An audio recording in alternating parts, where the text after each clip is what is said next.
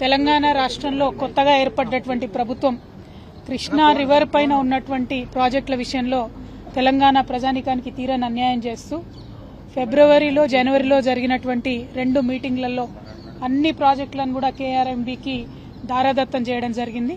మరి ఆ పాపాలను ప్రక్షాళన చేసుకోవాలంటే కేవలం అసెంబ్లీ ఒక్కటే ప్రభుత్వం ముందున్నటువంటి మార్గము.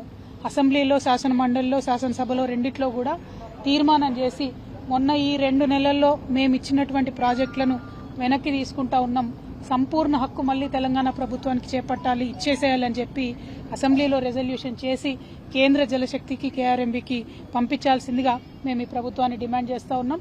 మీరు తీర్మానం తీసుకొని రండి. బీఆర్ఎస్ పార్టీ బయట ఆందోళన చేస్తూ ఉంది, లోపల అసెంబ్లీలో, హౌస్లో కూడా మీరు తెలంగాణ ప్రజల పక్షాన చేసేటటువంటి తీర్మానానికి మద్దతు ఇస్తాం. కేంద్ర ప్రభుత్వానికి తెలంగాణ ప్రభుత్వం నుంచి తక్షణమే ఈ తీర్మానం పంపవలసిందిగా కూడా ప్రభుత్వాన్ని మేము డిమాండ్ చేస్తా ఉన్నాం. Thank you.